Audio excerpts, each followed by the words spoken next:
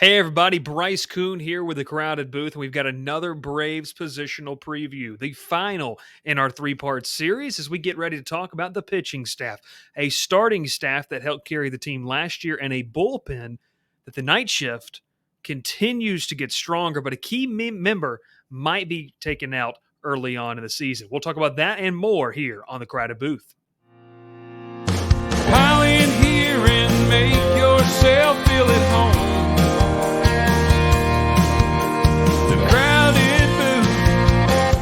Coming on the Crowded Booth with Bryce Koon.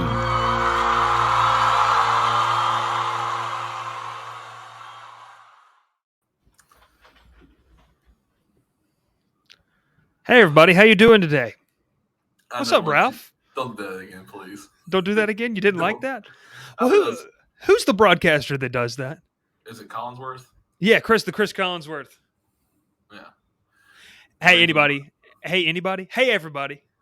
Welcome to the Crowded Booth. Bryce Koon alongside Ralph Leary, having a little fun there in the beginning. Hey, listen, continue to keep climbing with these numbers. It's a fun time. We have a lot of fun doing this. Ralph appreciates it especially because now he feels like he's doing something important, and I'm glad to be able to lend him that opportunity. Hey, Ralph, it's good to see you. We're talking more about the Braves. This is part 3 of our series. Make sure to hit the subscribe button, like, comment as well. This is part 3. We've talked offense, essentially. We went outfield last week. We went infield earlier this week. And now, Ralph, we're talking pitching. We're going to combine it all into one episode right here, starting and bullpen. Let's start with the starting pitchers. We have the big 3. Charlie Morton looks to be healthy. Max Fried is the opening day. And you know what that means, Ralph? We've got to bring back out this picture. It's back. Maximus Fried, Charlie Morton, and Ian Anderson. Ralph, is how comfortable you feel with those big 3 right there to start off? I mean, you can't get a better big 3 right now obviously you can go to other teams, bounce around and say, this team has better starting pitching than others. But, with Atlanta, you have 2 young starters and 1 veteran guy. You don't have better, starting big 3 than that right now. I feel like that's what Atlanta had a long time ago with Glavine, Smoltz, and, Maddox. Yeah, it's okay. The older Braves crowd might crucify you there, Ralph. Well, I almost said Greg, and I'm like, I don't want to call him Greg. That's not appropriate. Right. Yeah, but obviously they were all young, but then you add a veteran guy with Charlie Morton who still can pump 98 almost. I mean, I feel good with this. I feel comfortable with this starting this big 3, and with the guys who are fighting for that 4 and 5 spot, you can't have a better starting 5 right now. Mm-hmm. And listen, Ralph, we've talked a lot about this big 3. Obviously, Charlie Morton, I think they did a great job giving him that extension midway through the year last year. I love what he brings, just the calmness. And like in today's game of baseball, Ralph, we see the flair, and I love it. I mean, I am all for bat flips and fist pumps out there on the mound. Like bat flips, hit a home run, big fist pump. The Tyler Matzik, like jumping fist pump after he K'd up Mookie Betts. Like, that's awesome. But there's something to say about like Charlie Morton's like old school, like, I know I'm better than you and I don't need to celebrate it because I'm just going to throw straight filth at you. How big is he in a kind of coming back, Ralph, healthy? Just not we don't have to talk about mentorship, but this is a guy that still can throw the ball. Like, this is not your, and listen, I apologize, this is not your Josh Tomlin. Ralph, I know you had a big affinity for Josh Tomlin. He might come back someday as a pitching coach. But this is not a guy that's coming back to be a veteran presence. This is a bona fide ace, a playoff type of ace that Atlanta has alongside Max Fried. But Morton offers so much value. Coming back to Atlanta was one of the best decisions, I felt like. Oh, yeah. I mean, you're talking about a guy that, who's done it for year in, year out, been that dominant force for, team and everything he's been a part of. And, a lot of people are saying that, he's really good around postseasons when he kind of steps his game up. That really wasn't true for him this year. He was dominant all year long. I felt like, he had his few, streaks where he was kind of off at the beginning of the season. But, midway through the year, especially when the Braves turned it around about that right in July, early August, where he started getting his curveball working. And I go back that one game against the Diamondbacks in Arizona where he threw that curveball right down at the guy's ankle and he flipped around and almost spun around. So I think he has developed extremely well this past year. I think he, works with Max Fried very well, him and Ian Anderson especially. I think Ian Anderson learns from anyone he talks to. He's just a very smart guy, but so is Charlie Morton. He knows a lot. He's been around for a long time now. And, he's seen a thing or two. Honestly, he has. From when he was in Atlanta with the '08, when he went 4-8 in his first year, and Bryce like, okay, well, he may develop, and they traded him away instantly. For He's Nate back. McLouth. Hey, those were some fun years. If you weren't a Braves fan in those years, you have no idea what pain really was. But no, you hit the nail on the head, Ralph. This is a guy that's a bona fide ace. He still offers a lot. He looks good after the injury. The best part about it is you don't have to rush him back to be the ace of the staff. And let's talk about Max Fried, a bulldog-like mentality. To me, that's the best way to describe what Max Fried has had. Ralph, we've talked a lot about it. Going back to the Game 6 of the World Series, he came out there and, like you said, put the glove up at the end of his turn and said, I'm done. I've given it all. To me, it was Tom Glavine-esque. He didn't go as long back in, obviously, like Glavine did in 95, but he said, hey, you give me some runs, they're not getting anything. And that was one of the biggest things to me that I love to see about a pitcher. Max Fried coming into his own. He's still 27, 28 years old. He's in the prime of his career. This is a guy, Ralph, that you hope they lock up, but for 2022, he's going to anchor another rotation that is going to be dominant. What do you like about the combination of what Max Fried has continued to do? He throws hard, he's got filthy stuff, and he's got a swagger about himself out there on the mound. Well, you talk about emotion, what we saw in Game 6, but for years we've said Mad Max has been Max Scherzer. I think after that Game 6 performance, you have to give it to Max Fried now.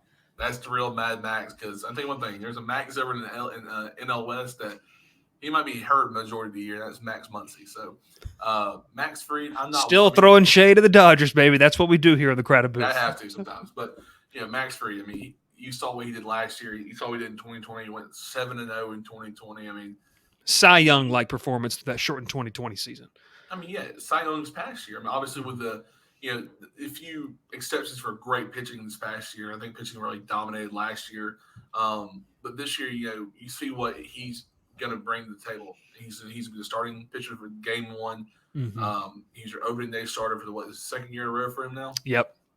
I mean, that's huge for a guy who's 28 years old, and he's been doing it for. I say 2019 was really his coming out year. Yeah, and then that's when he went 17-6, really led this team through the whole season. He learns so well. I feel like with everything you've seen, been through. I'm pretty sure I think it was his first year. His debut game was at the Cardinals, I believe. Mm-hmm. And he struck out like 13 guys, I think. I mean, he's unbelievable with what he can do, and it's a long way from the reliever that came in 2018 in the NLDS against the Dodgers and gave up the home run to Max Muncy. This guy, you said he learns. To me, it felt full circle. Like, this is a guy that when you talk about Braves rebuild, we were joking earlier, Justin Upton just got DFA'd, and that was the trade that we got Max Fried in. And Ralph, he's kind of been, I might go on a limb here. You said Mad Max. This is a guy, if Atlanta fans and Braves fans want to find somebody who embodies the Braves rebuild, Max Fried might be it, because he was one of the first dominoes to fall and kind of the guys we've seen, and he has emerged and came full circle. I mean, he's felt – we saw him go through the pain when he gives up the home run to Max Muncy in the NLDS, and we weren't quite there. But then he comes full circle. He wins Game 6 behind a dominant offense and a dominant pitching performance. To me, Max Fried is the biggest guy. Ralph, let's keep it rolling here real quick. Ian Anderson, we love him. I love what Anderson can do. He's got a filthy changeup, especially against left-handed hitters. Ian Anderson continues to be groomed. I think he has ace-like potential. But the good thing about it is much like Braves fans have seen in the past, we've had to force guys up to the top of the rotation. And I think right now with Ian Anderson and his stuff, he can sit in that 3 spot and still be as dominant and not feel all the pressure of the number one guy. Yeah, I mean, Anderson, if you want to, I'm going to say one thing about him. Game 3 of the World Series. You have any, 23-year-old, you're out there and almost throw a no-hitter against the number 1 team in the American League. I'm okay. He's the number 3 pitcher with me. He's number 3. He's the number 2 or 1 on majority of the pit rotations in baseball. Yeah. But for being a 3 in Atlanta, that shows you how dominant this team's going to be this year. We go to 4 and 5 spots where we're learning more and more information. It looks like Tucker Davidson's going to kind of be a swing guy out of the bullpen. It looks like they're going to go 6 deep. Spencer Strider's there. So let's just go over to the bullpen now. We know those are the 3 big starters, but we know guys like Kyle Mueller could be at some point in the season. I think David O'Brien tweeted out on Sunday that he was, and by the way, we're recording this on Sunday, so things could change when this episode comes out on Monday. But the biggest thing is there's options. There's options to go to, young and old. Now let's start from back to front, Ralph. Yesterday's episode, we went counterclockwise. Now we're going to go from back to front. Your closer is Kenley Jansen. But this is the thing, and we talked about this kind of in our big preview. Had the Braves offense created the Braves front office created a dynasty. By the way, thanks for all the views on that.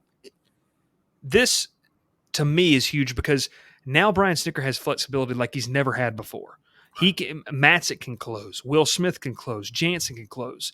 But the big key piece, and we don't need to go into too much of it, is Luke Jackson, potentially a torn UCL. More information coming out. Like I said, this is recorded on Sunday.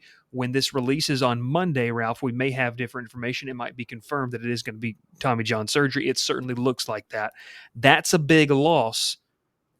No doubt about it. Whatever fans feel like Luke Jackson, throw down in the comments how you feel about Luke Jackson, and Ralph will try to tame himself when he gets on YouTube later on this afternoon. But I'll say this. The reemergence of a guy like Darren O'Day, who, Ralph, I don't know if you know this, has torn his hamstring off the bone 2 times. He looks filthy so far. Spencer Strider is another guy that's really, really been impressive. There's another right-hander that was a non-roster invitee, and I cannot remember his name for some reason. We'll have to pull that up. But I think that it's one of the things that you see, Ralph, by committee, can they replace what Luke Jackson brought to this team as a right-hander? Yes, I mean, I think so. I think they should be able to with this talent on this team. Obviously, you go back to this past year, Luke Jackson had one of his dominant seasons, I believe, and I know a few people who would back me up on that, and I know people who would hate me for saying that because they don't like Luke Jackson because he doesn't strike out everybody. I mean, do you know who our favorite relief pitcher was last year for me and Bryce? Who was it? Jesse Chavez. Ooh. Because Jesse Chavez come in and throw about 9 pitches, all these strikes. And at about 86 miles an hour, too. And be 3 ground outs. And you know what? Didn't care if he struck anyone out. He knew exactly what to do in the right times. And Ralph, that name is Tyler Thornburg. This is a guy. I was yes, just getting to it too. He's been impressive too, Ralph. I think that they can go a lot of different ways with this bullpen. Give me a name, Spencer Strider. I'll give you a name. I'm going to ask you to give me a name. I do that a lot, and then I just say whatever I want. Spencer Strider. Riddle me this: how effective can he be? 100 mile plus. Am I saying that right? 100 plus mile an hour. He throws hard. He throws very hard. Triple-digit fastball, a breaking ball that is devastating. Ralph, he's going to be able to be groomed as a starter in the long term, but with those 2 pitches, you can be deadly. Luke Jackson's done that. High 90s fastball, a devastating slider/curve, a slurve, if you want to call it. Hashtag slider man. Hashtag slider man. How effective can Spencer Strider? I think he's a guy that could really step up into a late inning role. Give him 1 inning to air it out, and he might be unhittable at some times. There's going to be growing pains, but it could be effective. I think I haven't been set as a starting pitcher right now. I think he needs to move to that bullpen role. With just 2 pitches he really uses, you can't be a starter. I feel like in baseball, it's hard to do that. I know having a 100 mile an hour plus, 100 plus mile an hour fastball, is dominant. A fast one. He throws hard. Even having that, is hittable these days still. Yeah. I mean, hitters are getting better every year. You talk about Rolls Chapman, who was pumping out 104 when he got in the league. Now, he gets out there, he might give up, 5 or 6 blown saves in 2 months. He wasn't doing that 5 years, 6 years ago. So Strider's got to develop more than 2 pitches. He's a third or fourth pitch really to kind of settle in for a starting role. But bullpen wise, that's really all you need in that late game. Just someone who can pump 100 and then throw a nasty breaking ball. You go back to Craig Kimbrell days. I mean, he was pumping about 99, 100 miles an hour, and then had that nasty slider late right there. Just it'd be a knee breaker almost. So. Yeah, I like what you said. I like Strider. I do. I think it's going to be great, but, that starting role, he's got to develop more than 2 pitches to be a starter. Go into the bullpen once again. Colin McHugh, Ralph, he's been one of the more devastating relievers in all of baseball. I don't know if you saw the video. It kind of looked like a Frisbee. His slider is devastating. AJ Minter continues to develop. He's very, very good. Tyler Matzik, we talked about him. Kenley Jansen, everyone knows what he brings. But here's the big thing. Sean Newcomb, in my opinion, Ralph, will not be a part of the long-term bullpen plans. I pointed this out last week's episode about Newcomb. He has no more options. He will make the Major League roster and have a 1-month audition. If that's not good enough, he will probably be cut May 1st when the rosters go down from 28 to 26, which will then put him on the waiver wire, and he may just be a change of scenery guy. But Ralph, the two big pieces going back to the rotation, so we're going to work from back to front. We know those big three, Huascar Ynoa and Kyle Wright. Ralph, I'm impressed with both these guys. We talked about it. Ynoa was probably the best pitcher on the Braves staff while Max Fried was battling injuries and scuffling. Charlie Morton was still figuring some things out. And then Kyle Wright, who is dominant in the postseason, but has struggled in the regular season. If he puts that together, Ralph, that's a 1 through 5 right there. That is devastating. Then you have a guy like Tucker Davidson that can be a 6-man or be a long relief guy. When you fill out the back half of that rotation, do you see it that way? How do you feel like 4, 5, and 6 shape up, and what can they do this season? Because, listen, it's fun to have those 1 through 3, but you need a 4, 5, and 6 to kind of help give a breather sometimes. Well, we talked about, I think, a while back with that big overview, but yeah, Tucker Davidson's my favorite right now. I think he's going to be that fifth guy. I think he's really just worked hard all season, all of last year, all of 2020, especially. I know we don't really talk about social media really when it comes to apps, but if you really want to watch someone who's an interesting guy, Tucker Davidson on TikTok is a interesting good person to follow, and he likes to talk about how he works on his pitches and how hard he works. You see what he does, and Huascar Ynoa, he's going to be that 4. I think he has to be. I mean, his dominant season this past year before the injury. Kyle Wright's going to be that swing guy. That I think he's going to be the, Colin McHugh kind of setup guy. He can be that. If Max Fried or Morton needed an extra day of rest, he can come in and pitch that 6th day. They can kind of move him around a little bit. But I think Tucker Davidson is going to earn that 5th spot. I think he's been what his performance was last year. Just a Game 4 World Series start, that's a hard thing to do. Or Game 5, either way, it's a hard thing to do where he was at last year, and he really hasn't had any opportunities to start, and so hopefully he gets more this year. It's going to be a fun season. We talked about this. We culminate this into later this week. We're going to have a full preview. We're going to bring back in the third man of the crew in our band, Sam Dougie Fresh Beatty. He's going to come back in. Ralph, I'm excited to see what this pitching staff do. They're young, but they've got a nice veteran mix, and I just think that it's a good blend of talent in that bullpen, in that rotation. Give me what's a stat that you're going to be looking for? What's a stat that you think? What's your role? I'll say this: I think the combined pitching staff ERA for the Braves this year is going to be under 3.5. I think they're going to be that good. That's my bold prediction. 3.5. The whole staff. The whole staff. I mean, yeah, I'd like to see the same thing, honestly. I mean, if I was just focusing on the bullpen, I would like to say less than 5 blown saves this year. Ooh, that's it. That's a tall task to ask, but it's doable with this bullpen. I really think it is. I like it. I like it as well. Hey, listen, this is the Crowded Booth. If you've been listening on the radio, we appreciate you throughout East Alabama and West Georgia. My name's Bryce Koon. He's Ralph Leary. Hey, check us out on YouTube at the Crowded Booth. We've got a couple of great sponsors who you're going to hear from here in just a second as we round out today's show. This has been an episode of the Crowded Booth. When we come back, we're going to tell you what to do and how to find us on social media. Cook's Place began serving our signature hot dogs in 1985 from a cart on Broadway. We still serve the best hot dogs and scrambled dogs in town at the corner of Moon and Miller Road and at the landings. Our friendly staff won't let you leave hungry. Come in and eat to the beat with our 50s jukebox. Cook's Place, fast service, great people, awesome food. What are you waiting for? And one more sponsor. Your soap is ugh, and your body wash is a synthetic detergent. But you're not a dish. You're a man. Switch to Dr. Squatch Natural Soap for Men. For men who build things. Open pickle jars on the first try. Slay dragons. And let their daughters braid their hair. Men who like to feel good and smell titillating. Dr. Squatch takes you places you never thought you'd go. Naked. Hey, everybody. This has been The Crowded Booth. Bryce Koon alongside Ralph Leary. We appreciate all the support. Make sure to check us out on social media at The Crowded Booth, crowdedbooth.com as well, and hit us up on YouTube.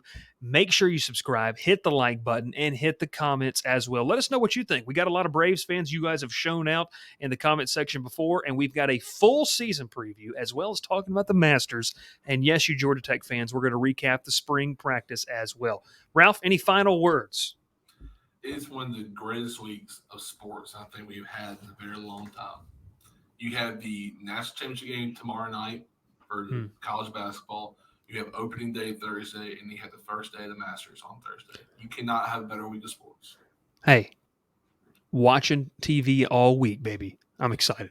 Friday will be the busiest day of my weekend, but don't worry. Everything else, I'll be just watching TV. As long as we get the TV plugged in, we're good to go. Let's go. Always See you. Until next time, everybody, this has been The Crowded Booth. Pile in here and make yourself feel at home. The Crowded Booth is coming on. The Crowded Booth with Bryce Koon.